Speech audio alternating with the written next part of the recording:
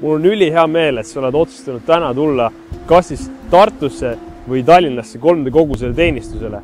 Ja kõikidele tartlastele infoks, et täna on esimest korda, kui Tallinna campus teeb enda kodu-kootu teenistuse, nii et me oleme väga rõõmsad ja õnnelikud selle üle ka. Aga üks asi, millega me täna alustame, me alustame seeriaga 3 olulist sammu. Ja kuigi kristlaseks olemine pole taevaredelil mingisuguste sammude tegemine, et kogu aeg lõputult jõuda Jumala lähemale, siis on mingisugused loomulikud väljendusviisid, mis peaksid esinema iga kristlase elus, kes on otsustanud enda elus Jeesusele järgneda. Ja täna ma tahaksin rääkida ühest sellest, millega kõik peaks algama. Ja see on midagi, millest me oleme kõik kindlasti kuulnud, mida mõned meie hulgast on teinud, mida mõned meie tuttavad on teinud, mida võib-olla mõned kaaluvad täna teha ja mida tegelikult me kõik, kes ei ole veel seda sammu teinud, saame teha. Ja ma tahaksin täna rääkida ristimisest. 3,5 aastat tagasi, kui me rajasime 3D koguduse, siis üks asi, millele me pidime selguseni jõudma, oli see, et millised on need tegevused, mida me kogudusena peaksime praktiseerima ja kuidas me neid tegevusi peaksime tegema. Siis me olime näinud väga erinevaid näiteid ja üks asi, mis me tegime 3D koguduses kohe algusest peale, oli otsus sellele, et me tahame olla selline kogudus, kelle jaoks piibel on alati suurem autoriteet kui mis tahes muu traditsioon. Ja kuigi need 2 asja ei pea alati olema vastuolus üksteisega, siis asi, mida me oleme näinud, on see, et erinevates kogudustes aeg-ajalt on mingisugused traditsioonid, mingisugused tavad, mis absoluutselt tegelikult ei kajastu piiblis. Ja samamoodi vastupidiselt mingisugused õpetused, mingisugused korraldused, mida me näeme hästi selgelt, kuidas Jeesus on andnud kogudustele, millegipärast osades kogudustes ei kajastu. Ja ma ei taha sellega väita, et me oleme 3D koguduses täiuslikud või me oleme teinud kõike õigesti. Absoluutselt mitte. Me oleme teinud palju vigu ja ma arvan, et me oleme nagu iga teinegi kogudus. Me koosneme lihtsalt ebatäiuslikest inimestest, kes üritavad teenida täiuslikku Jumalat. Aga mis me tegime, oli otsus see, et me tahame lihtsalt, et piibel oleks meie koguduse jaoks autoriteet. Ma arvan, pole vahet, kas sa oled kristlane või mitte, siis ma usun, et sa oled vähemalt kuulnud sellest, et ristimine on üks selline asi, mis peaks olema osa iga kristlase elust. Ja selle asjaga on selline seis, et väga palju erinevaid kogudusi, kes teevad või väljendavad seda ristimist väga erinevatel meetoditel. Ja sellepärast me tahtsime 3D koguduses võtta eraldi aega, et lugeda läbi kõik kirjakohad, millest piibel räägib vähegi ristimisest ja jõuda arusaamisele, kuidas ja millisel viisil me täpselt peaksime siis seda tegema. Ja see, millise tulemuseni me jõudsime, oli minu jaoks vähemalt hämmastav. Me jõudsime sinna punkti, kus me saime aru, et kõiki ristimisi, mida me näeme piiblis, et algkogudus praktiseeris, sidus üks ja seesama asi. Ja see asi ei olnud see, et nad olid käinud näiteks piibli või leeri koolis, mis võiks tunduda justkui tänapäeval kogudustel omane. Sellel ajal ei olnud selliseid asju olemas nagu piibli või leeri koolid. Ja see ei olnud see, et nad olid läbi lugenud piibliraamatu või lihtsalt õppinud pähe mingisuguseid tekste. Piibliraamatut alles sellel ajal koostati. Sellised asjad ei tulnud isegi kõne alla. Oli üks asi, mis oli omane kõikidele ristimistele. Ja see oli see vastuvaidlematu fakt, et Jeesus Kristus oli muutnud nende inimeste elu. Ja kui me sellest aru saime, siis me mõistame ka seda, et meil ei ole mingisugust õigust ega tahet lisada inimestele juurde mingisuguseid inimlikke kriteeriumeid, mis tegelikult piiblis ei esine. Samas me saime aga sellest aru, et kui oluline on see, et Jeesus oleks muutnud inimeste elusi. Ja me otsustasime, et me ei hakka ristima neid inimesi, kes selleks võib-olla soovi avaldavad, kuid kes ei taha tegelikult tunnistada Jeesust enda isikliku päästjana. Ja võib-olla lihtsalt tahavad ristitud saada sellepärast, et see annaks neile mingisuguse hingerahu või lihtsalt annaks võimaluse saada kirikus laulatatud. Samamoodi ei näe tegelikult me mitte mingisugust seosust piibelliku ristimise ja lastevanemate vahel, kes tahavad viia enda beebi lihtsalt kirikusse selle jaoks, et nad läbi selle mingisuguse religioosse kogemuse võiks nad saada osa Jumala õnnistusest, mis tegelikult aga ei väljenda absoluutselt seda, et see inimene või see beebi oleks teinud otsuse isiklikult, et nad tahab Jeesusele järgneda. Ja sisuliselt kokkuvõtteks lihtsalt, mis me otsustasime, on see, et me ei hakka tegelema asjadega, mis tegelikult ei ole piibellikud. Aga ma usun, et see üks ühine joon, mis oli kõikidel ristimistel, ehk et Jeesus Kristus oli muutnud nende inimeste elu, on niivõrd oluline asi, et me võiksime ja peaksime natuke lähemalt uurima, mida see täpsemalt endast tähendab. Ja selle jaoks ma usun, et üks suurepärane lugu piiblist, Apostlite tegude raamatust, mis on üks 66 tekstist, mis piiblis leidub, mis võtab tegelikult kokku, ma usun selle, mida tähendab see, kui Jeesus Kristus on kellegi elu muutnud. Ma tahaksin vaadata sellesse teksti, aga ennem veel seda, ma tahaksin jutustada sulle lühidalt ülevaatlikult selle milline lugu eelneb sellele tekstile, mis on tegelikult Jeesuse lugu, millest me peame aru saama, enne kui me mõistame seda teist lugu. Ma usun, et kui sa mõtled Jeesuse loole, siis ma tean, et paljud meie hulgast võib-olla mõtlevad sellele, et see lugu algas siis, kui Jeesus sündis umbes 2000 aastat tagasi siia maa peale. Kuid tegelikult ma tahaksin sulle praegu meelde tuletada ja üldse teada anda, et tegelikult Jeesus oli olemas enne seda, kui maailmad said rajatud. Jeesus Jumala pojana eksisteeris enne aegade algust. Ja põhjus, miks Jeesus otsustas tulla 2000 aastat tagasi siia maa peale, oli see, et esmalt, kui Jumal rajas selle maailma ja lõi inimesed, andis Jumal inimestele vaba tahte otsustada ja teha valikuid, mida nad ise tahtsid. Mida inimesed aga tegid, oli see, et nad otsustasid teha valikuid, mis ei olnud kooskõlas Jumala täiusliku plaaniga. Ja läbi selle nad tegid pattu, mis lõpuks eraldas kogu selle inimkonna Jumalast ja tekitas inimeste Jumala vahel lõhe. Jumal aga ei tahtnud, et see lõhe inimeste tema vahele jääks, sellepärast et ta armastas inimesi. Aga ainuke viis, et meil inimestena olla osaduses täiusliku Jumalaga, tähendab see, et me peame olema ise samamoodi patuta, laitmatud ja veatud. See on aga inimestena tegelikult meil võimatus, sest me jääme alati tegema vigu.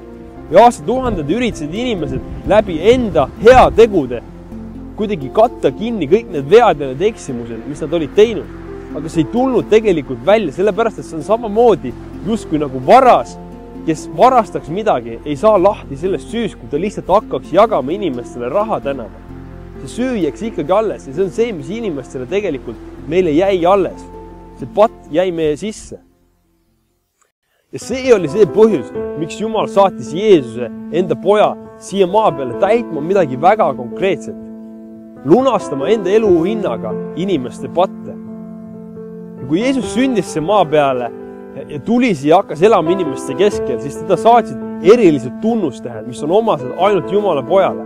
Ta tegi inimesi terveks. Ta andis tuhandetele mõnest üksikust leivast ja kalakesest süüa.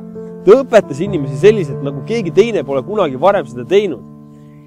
Ja sellel põhjusel tegelikult juutide keskel, kelle juurest elas, nendel inimestele tekkis kadedus sellest. Neile ei meeldinud see, et kogu rahva tähelepanu läks Jeesuse peale. Ja nad olid väga-väga kadedad selle peale. Ja samamoodi roomlased, kes valitsesid tollel ajal selles piirkonnas, kus Jeesus elas, neil tekkis hirm, et kogu rahva tähelepanu läheb Jeesuse peale ja nad võivad ise oma võimu selle läbi kaotada. Ja hirm ja kadedus kokku viisidki inimesed välja selleni, et nad lõid Jeesuse Kristuse risti. Ometi, kui Jeesus oleks tahtnud, oleks ta võinud selle momentaalselt peatada ja ta poleks läinud surma. Aga ta teadis, et ta peab maksma enda elu hinnaga selle jaoks, et inimkonna patud saaksid lunastatud. Ja ta läks ristile, ta löödi risti, ta suri, aga mida ta veel tegi, oli see, et ta tõusis üles surnuist 3. päeval pärast seda surma minekut. Ja läbi selle tegelikult ta lunastas inimeste patud. Ja pärast seda, kui Jeesus oli surnust üles tõusnud, siis ta viibis siin maa peal veel 40 päeva, et anda juhiseid kõikidele enda järgijatele selleks, et viia see lootust andev sõnum kõikjale maailma. Ja sisuliselt, mis Jeesus tegi, oli see, et ta lihtsalt juhendas jüngreid minema maailma ja jagama seda lootussõnumit sellest, et neil võib olla igavene elu koos Jeesusega, kui nad usuvad temasse kui enda lunastajasse. Ja siis läks Jeesus tagasi taevasse. Ometi ta ei jätnud jüngrid üksi siia maa peale, kuid Jumal saatis enda püha vaimu enda jüngrite sisse, kes varustas ja juhtis neid sellel missioonil. Ja tänu sellele tegelikult, et Jumala vaim tegutses inimeste sees, siis kogu rahva tähelepanu läks selle peale, mida need jüngrid tegid ja nad tulid kokku ühte paika. Ja see oli see moment, kus Peetrus, kelle Jeesus oli määranud olema koguduse juhiks tollel hetkel, hakkas kuulutama ja rääkima rahvale, nendele samadele inimestele, kes olid tegelikult Jeesuse risti löönud, mida nad olid teinud ja kuidas nad selle päästja, kes oli tulnud neid lunastama, nende patte lunastama, tegelikult olid löönud risti. Ja see, kuidas inimesed reageerisid Peetrusele, on päris muljetavaldav. Ja ma tahaksin lugeda Apostlite tegude raamatut 2. peatükis 37. salmist alates, näidata sulle, mis siis tegelikult oli inimeste reaktsioon. Ja siin ütleb niimoodi, seda kuuldes lõikas see neile südamesse ja nad ütlesid Peetrusele teistele apostlitele, mida me peame tegema, mehed vennad. sisuliselt, millest need inimesed olid aru saanud, oli see, et nad olid teinud suure vea. Nad olid löönud Jeesuse Kristuse enda lunastaja ja päästja risti ja nad tahtsid seda kuidagi heastada või nad tahtsid teha mingisuguse sammu, mis oleks vabastanud neid sellest süüst. Ja mis Peetrus vastas selle peale, on päris hämmastav samuti. Ja 38. salmis ütleb Peetrus siis niimoodi. Parandage meelt, igaüks lasku teiste ennast ristida Jeesuse Kristuse nimesse oma pattude andeks saamiseks ning siis te saate püha vaimu anni. See tõotus on antud teile ja teie lastele ja kõikidele, kes on eemal, keda iganes Jumal me issand enese juurde kutsub. Ja ma usun, et sellest vastus on võetud kokku kogu ristimise ja sellele eelneva järgmine point, aga ma tahaksin võtta tükk haaval, et seletada sulle, et sa saaksid paremini aru, mida see vastus endast täpsemalt hõlmab. Esimene asi, mida Peetrus inimestele ütles, oli see, et nad peavad parandama meelt. Ja võib-olla see meeleparandus eestlase jaoks ei olegi võib-olla nii lihtsalt arusaadav, aga võib-olla meil on see tuttavam termin ingliskeelnes, mis tähendab repentance. Ja tegelikult see ingliskeelne termin on tulnud ladinakeelsest sõnast repentus, mis tollel ajal oli kasutusel Rooma sõjaväes. Ja mis see sisuliselt tähendas, oli see, et kui sõjaväe mingisugune üksus oli valmis või oli lahingus ja väejuht karjus repentus, see tähendas seda, et terve see sõjavägi, kes oli, pööras momentaalselt 180 kraadi ümber ringi ja tegutses siis seal edasi. Ja sisuliselt see sõnum, mis Peetrusel oli nendele inimestele, tol hetkel oligi see, et te peate tegema 180 kraadise ümberpöörde. Te peate olema valmis pöörama ennast ümber Jumala poole. Te olete kõndinud eemale Jeesusest, te olete kõndinud nii eemale, et te olete isegi löönud ta risti. Nüüd on aeg keerata enda nägu Jeesuse poole ja hakata selles suunas kõndima. Mul on olnud suur privileeg läbi selle, et ma olen kasvanud üles perekonnas, kus mu ema ja isa on kristlased. Ja läbi selle ma sain üsna noorelt teada tegelikult, mis tähendab enda elus järgneda Jeesusele. Ja ma olen äärmiselt tänulik selle eest. Aga enne, kui ma sain 15, siis minu jaoks Jeesuse järgnemine tähendas seda, et ma tegin selle repentuse pöörde ainult kirikus. Järgnesin Jeesusele sisuliselt ainult kirikuhoones, kui oli kirikuüritused. Oma koolis või trennis või väljaspool lihtsalt vaba aega veetes, ma kõndisin teises suunas. Ja kui ma olin 15 aastat vana, siis Jumal kõnetas mind siiralt, ütles Jakob, sa pead tegema otsuse, kas sa tahad käia ühes suunas või teises suunas, sa ei saa pendeldada edasi ja tagasi. Ja sellel hetkel ma mõistsin siiralt, et Jeesus Kristus on surnud minu pattude eest. Ma pean parandama meelt ja ma pean hakkama kõndima ühes suunas ja selles suunas, kus Jumal vaatab mulle vastu. Ja pole vahet, kui kaugel sa oled Jumalast, aga on tähtis, kus suunas sa kõnnid.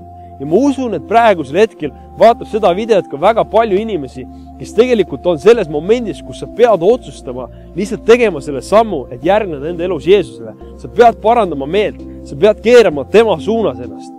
Ja võib-olla sa oled isegi olnud selles etapis, kus enda elus sa oled näinud enda kõrval samas elufaasis olevaid inimesi, kes kuidagi näevad elu roosilisemalt ja võib-olla isegi suudab näha Jumalat olukordades, kus sina seda ei suuda. Ja võib-olla põhjus, miks sa pole suutnud tegelikult näha Jumalat, ongi see, et sa oled olnud kogu aeg Jumalale seljaga. Ja aeg on keerata lihtsalt ennast ümber ja liikudes selles suunas ja see ongi täna võib-olla sinu see samm, mida sa pead astuma. Parandama meelt ja keerama ennast Jumalaga ühes suunas.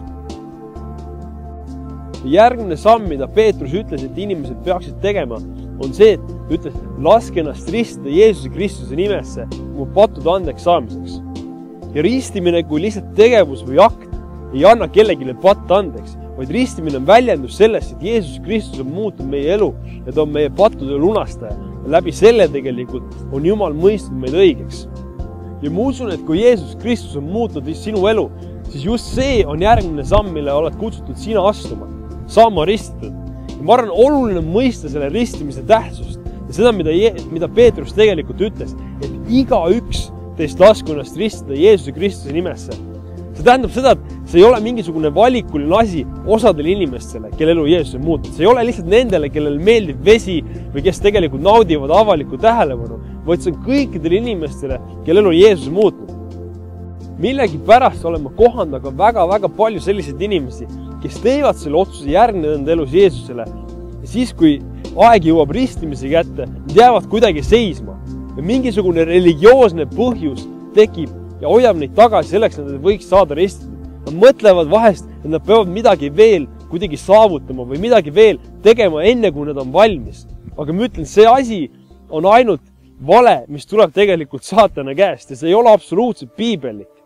Ja võib-olla sa oled selles samas punktis, kus sa mõtled, wow, et ma ei suuda olla täiuslik, ma ei suuda tegelikult järgneda Jeesusele, järelikult ma ei ole veel valmis saama ristitud. Ma tahan täna murda selle müüdi, kui keegi mõtleb mingisuguseid selliseid mõtteid. Ma tahaks sulle lugeda ühe kirjakoha, mis võib-olla aitab sul paremini sellest aru saada. Ja see on 1. Peetruse 3.21, mis ütleb selliselt. Selle võrdkujune päästab teidki nüüd ristimine, mis ei ole lihaliku rüvetuse kõrvaldamine, vaid hea südametunnistuse taotlemine Jumalalt Jeesuse Kristuse ülestõusmise kaudu. See tähendab seda, et ristimine ei ole see, mis lihtsalt peseb sind patust puhtaks ja sa pead kuidagi lootma sellele, et sa mitte kunagi enam ei eksi, vaid see on lihtsalt hea südametunnistuse taotlemine. See tähendab seda, et su lihtsalt süda on selles kohas, kus sa ütled, et sa tahad endast parima anda selleks, et sa suudaks Jeesusele järgneda. Ja kui me loeme piiblit ja vaatame edasi, siis me näeme, et meeleparandus ja ristimine on omavahel nii tugevalt seotud, et need on peaaegu lahutamatud osad üksteisest. Ja siin ei ole küsimus mitte aastates ja kuidagi kuudes, millal inimene peaks selle sammu tegema, vaid pigem minutites ja tundides. Ja ma tahaksin lugeda sulle lihtsalt ühe kirjakoha, mis tegelikult on sellest samast loost edasi, kui need inimesed olid kuulnud seda Peetruse juttu ja seda, et nad peavad saama ristitud, mis siis tegelikult juhtus. Ja 41. salmis ütleb siis niimoodi, kes nüüd tema sõna vastu võtsid, need ristiti ning sel päeval lisati nende hulka umbes 3000 inimest. Ma tahan selle kirjakoha juurde tagasi tulla, aga mida see ütleb nii selgelt on see, et sel päeval lisati nende inimeste hulka 3000 inimest. Ehk need inimesed, kelle elu oli Jumal muutnud, said ristitud sellel samal päeval. Ma tahaksin sulle lugeda veel mõned piibli tekstid edasi. Näiteks Apostliteod 8.12, mis ütleb siis selliselt. Aga kui nad hakkasid uskuma Filippust, kes neile kuulutas evangeeliumi Jumala riigist ja Jeesuse Kristuse nimest, siis ristiti nii mehi kui naisi. Üliselgelt väljendab see kirjakoht seda, kuidas kui inimesed tulevad usule, siis tegelikult ristimine kaasneb selle sama asjaga. Apostliteod 16.32-34. Ja nad rääkisid issanda sõna temale ja kõigile, kes olid tema kojas. Ja vangivalvur võttis nad tol öötunnil enda juurde ja pesi nende haavad ning otse kohe ristiti tema ja kõik ta omakesed. Siis ta viis nad oma kotta, kattis neile laua ja oli ülirõõmus, et ta kogu perega oli hakanud uskuma Jumalasse. Rõõm täidab neid inimesi, kelle elu Jeesus muutub. Ja me näeme täpselt samamoodi ka selles kirjakohas, kuidas ristimine oli loomulik samm, mis koheselt kaasas nende elu muutusega. Aga ma tahaksin veel panna rõhku selle lugeda veel edasi, et sa mõistaksid veelgi paremini, kui olulised need kaks asja on ja kui seotud need omavahel on. Apostlitegude raamatu 18.8. Sünagoogi ülem Krispus hakkas kogu oma perega uskuma issandat ja palju korintlasi hakkas Paulust kuulates uskuma ning nad ristiti. Järjekordne näide sellest, kuidas ristimine ja uskumine on täiesti lahutamatud osad. Üks minu lemmikuid endal, Apostlitegude 8.35-38. Aga Filippus avas oma suu ja sellest kirjakohast lähtudes kuulutas talle evangeeliumi Jeesusest. Aga kui nad mööda teed edasi läksid, jõudsid nad ühe vee äärde. Ja Nuh lausus, enne vesi, mis takistab, et mind ei võiks ristida. Aga Filippus ütles, kui sa usud kogu südamest, siis on see võimalik. Ta vastas ütles, ma usun, et Jeesus Kristus on Jumala poeg. Ja ta käskis tõlla peatada ja nad mõlemad, Filippus ja Nuh, astusid vette ja Filippus ristis tema. Ja võiksin seda sama rida edasi jätkata. Apostliteod 16.15, kus Lüüda ja ta pere saavad ristitud või Apostliteod 9.18, kus Paulus saab ristitud või 19.5, kus Johannese jüngrid saavad ristitud, aga ma usun, et see point on sul juba kohale jõudnud. Ristimine ja meeleparandus on nii lahutamatud osad üksteisest, et neid ei saa kuidagi eraldi võrrelda. Ja ma loodan, et sul ei ole mingisugused absurdsed vabandusi, et mitte seda sammu astuda. Ja kui sa oled selles punktis, kus sa kahtled või saad üldse mõelda sellele, et mitte seda sammu astuda, siis ainuke asi, mis sul saab olla, on religioosne hirm inimeste ees. Hirm sellesse, et sa kas ebaõnnestud, hirm sellesse, mida teised inimesed arvavad, aga ma tahan sulle anda selle fooni edasi.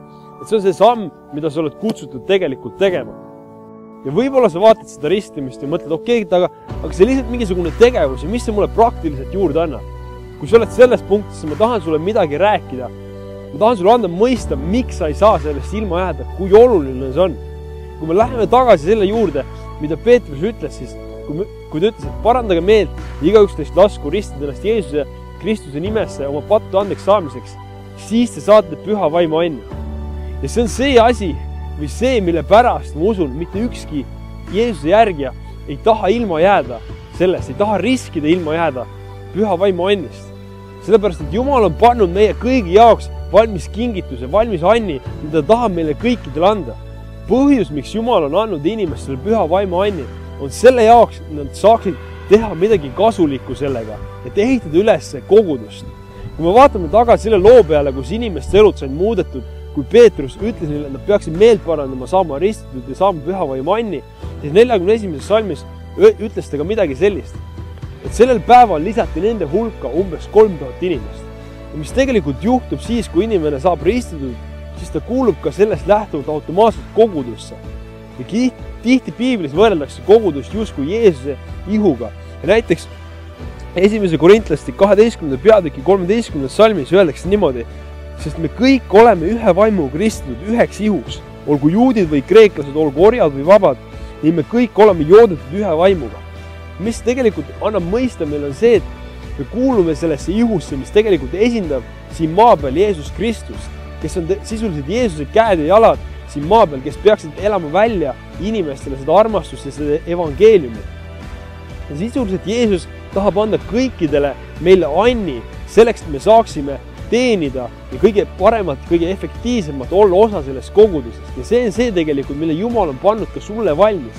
Sa ei saa jääda sellest ilma, sa ei taha jääda sellest ilma. Ja võib-olla senimaani sa tead, et Jeesus on muutnud su elu ja sa oled käinud seda rada mööda, aga sa ei ole saanud ristitud. Ja võib-olla sa oled enda jõust üritanud elada, enda jõust üritanud ise teha kuidagi, teenida kaasa ja mängida seda rolli, mille Jumal on sulle andnud. Ja põhjus, miks sa tunned tegelikult nii raskelt see asi läheb, ongi see, et sa pole vastu võtnud seda kingitust, mida Jumal tahab sulle anda. Ja ma loodan, et sa mõistad, kui oluline see on ja kui väga sa tegelikult ei taha jääda sellest ilma. Sest ainult sellisel viisil, ainult sellisel moel saad sa täita tegelikult täiuslikult Jumala plaani, mis ta on sinu elule andnud. Põhiline küsimus, ma arvan, mida me peame kõik iseendalt täna küsima, on see, mis on minu järgmine samm. Ja ma tean, et siin täna on kuulanud seda kõnet mõned inimesed, kes on tegelikult juba teinud selle sammu. Nad on parandanud meelt, kuigi ka meeleparandus peaks olema püsiv protsess, mis on meie elus kogu aeg, aga sa oled teinud selle sammu, et saanud ristitud, sa oled võtnud vastu Jumala püha vaimu anni, mis ta on sulle andnud. Ja lihtsalt sa mõtled, okei, mis on siis minu järgmine samm täna? Ja ma tahaksin sulle meelde tuletada ühe kirjakoha, mis võtab kokku Jeesuse viimased sõnad, mis ta üldse ütles.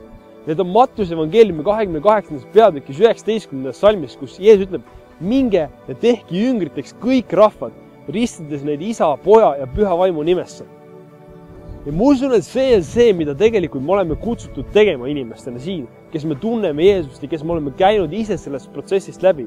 Ja me ei ole kutsutud tegema seda sellised nagu ristirüütid tulid siia umbes 8 aastat tagasi Eestimaale ja lihtsalt tõlgendasid piiblit selleks, et valutada maid juurde, vaid me oleme kutsutud inimesi armastama, jagama neile sellest, kes on Jeesus ja tegema seda sellisel viisil, et nad saavad aru ka, milline on ristimise roll selles ja mida Jumal tahab neile tegelikult anda. Ja see on see, mida me oleme kutsutud tegema, minema ja jagama evangeeliumi, tegema jüngriteks inimesi.